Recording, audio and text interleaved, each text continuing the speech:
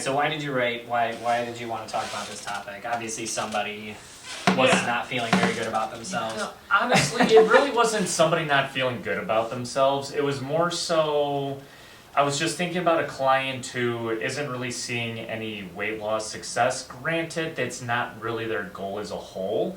And I say, so it's one of those that when we talk about just what does success look like in fitness, weight loss usually isn't the first thing that happens, and most people want that to be the first thing that happens. And it's one of those that's why I want to talk about it a little bit, is because of that, for really the people who are looking to lose weight, not realizing that they're seeing a lot more success than they probably even realize.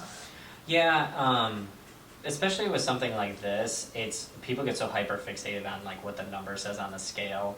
And, most importantly, like if you're going to be doing strength training, like there is a very high probability that you will gain weight before you lose weight because you're putting lean body mass on. And that's something I think that when people first start exercising, they don't think about. Our parents grew up in a generation where the only reason that they worked out was to get skinny, and that was the only purpose of doing it.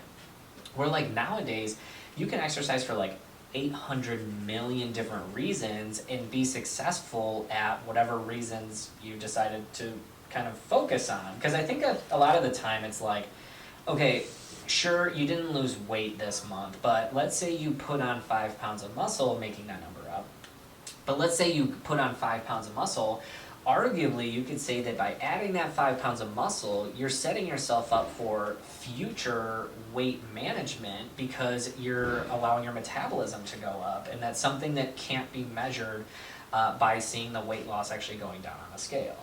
Exactly, and that's the tough part about it, is that we get so fixated with the scale, and the scale is like dictates everything in terms of if I'm getting good results or whatever. But in reality, it's one of those that you can't expect the scale to go down every single day. It's unrealistic to expect the scale to go down every day. Especially when you're living just a daily life that isn't necessarily revolved around fitness. Like if you have a bad day eating, of course your weight's going to go up, but it's not permanent weight. It's just water weight. Yeah. But I'm going to say, I think we're digressing a little bit there, but it's true that we are so fixated on that scale. Because like it's for me one of those things that like if people are completely basing their success off of weight loss, at some point your weight loss is going to plateau regardless of what your goals are. Like even if you are successful with weight loss, at some point you will not need to lose weight anymore. And then the question becomes like, how else are you going to become successful in fitness because there's no more weight to lose? Then what do you do? Are you basically telling me that because you don't have any more weight to lose that you can no longer be successful with fitness? Because I guess in my eyes, to me, being successful in fitness is basically just making progress. Now, that looks obviously very different from person to person. One person could add more repetitions, one person could add more weight, one person could reduce their rest time. But what the important part in my eyes is that they're making small incremental changes for the success to roll on the back end of it. Because ultimately, like, sure, weight loss is a great indicator of whether you're, losing weight or whatever, but at the same time, if you're losing muscle during that process, it could very easily make your job much more difficult losing weight in the future. Because, this is a topic I've been talking about with a lot of my clients, is there are 3 options when it comes to your health and fitness. You can either be making progress, you could be staying the same, or you could be going backwards.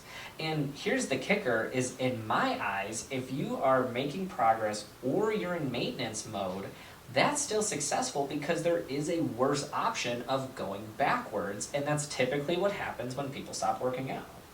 Exactly, and that's the biggest thing, is you talk about progress, and that could mean so many different things. It could mean progress in terms of, yes, weight loss, particularly fat, because we really do need to specify the difference between weight loss and fat loss, and say, that's one way to show progression. Another way to show progression is getting stronger. Another one is your mood changing? Are you getting better sleep? The list could go on and on and on. And that's the hard part, that most people only look at the first 2 that I said, fat loss and building muscle or strength, when in reality it's Are you moving better? Do your joints hurt less? Like I said, is your mood improved? Better sleep? I don't know. What are some more those are the only ones I have off the top of my head. I mean, unfortunately, this is one of those context is king situations, right? I mean, like when push comes to shove, success is a subjective thing to the individual and what they value in life. And if someone is going to go, okay, I'm going to start exercising so I can be successful for my weight loss, we already know that it's going to be a very short-lived thing because weight loss is not exclusive to exercise. But if someone comes in here and they go, I want to get stronger, that right there, they are valuing strength over other aspects of working out, which is a really good indicator of what we know they will see success in fitness with, because ultimately when you see success with fitness, it creates motivation. And motivation is one of those things that for people, they're always trying to chase motivation, right? They find videos on YouTube to motivate them, they find their friends and family, oh, you've had a lot of weight loss, that's very motivating. Well, I'll tell you the most motivating thing is seeing success and progress with your lifts. And ironically, if you see success with those things, you will find motivation by accident without even necessarily needing to try and find motivation. It's all about the journey. It's not about the end result, because there's always going to be an end result with goals. It's, you have to enjoy the process on getting there, which is fine. It's great to have goals, don't get me wrong. You always want to have goals, something to shoot for, but at the end of the day, when you achieve the goal, it's what happens after that. And it's, let's take the example of, someone who's getting married and, I need to lose 20 pounds by the end of the year or by the time my wedding rolls around. And it's like, okay, you hit your goal, you lose your 20 pounds, now what happens? And they fall off. We don't ever see them again. I don't know how many times, we've seen that. So many times. But that's really the thing, that it's like goals are great, but you have to have more than just short-term goals. And say, because it's the journey. So in your eyes, like for yourself, let's not say for our clients, what would you say for yourself is like success in fitness? Oh, that's a tough one. I generally have an answer, and I mean, like, for me, I think anyone who doesn't give up is successful. I mean, Sure. I'll be honest with you, it's one of those things, I was watching this video, do you know who Stan Effering, he's called the White Rhino, he's a powerlifter bodybuilder. So basically what he was saying is if you want to get to those types of levels with your fitness, you have to take your body through some extreme stuff. And it's one of those things that most people don't have the mental capacity, emotional capacity, the time, the energy to put that kind of effort in. And it's one of those situations where it's like, there's a major difference for competing for performance and health. And I think that that's something that a lot of people don't think about is when they come into the gym, they're so focused on the aesthetics of what they look like and not the health that goes behind it. Because arguably, you could have someone work out for 5 to 10 minutes a day and that would increase their health by an enormous amount, even if they don't necessarily get results anywhere else. Because in my eyes, only the people who fail are the ones who truly give up. And I also understand too that there's times like in your life that you may need to take a break from exercise, but that's not really what I'm referring to. I'm more referring to the people who have been working out for a month, they get on the scale, their weight goes up 5 pounds ago. Why am I working out? What's the point of this? This is stupid.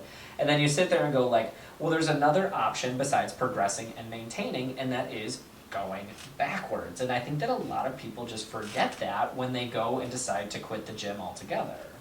No, you're exactly right. And, and that's something that, going back to sort of goals, is that, we always ask clients what their goals are at the beginning, whenever we first meet them before they even sign on.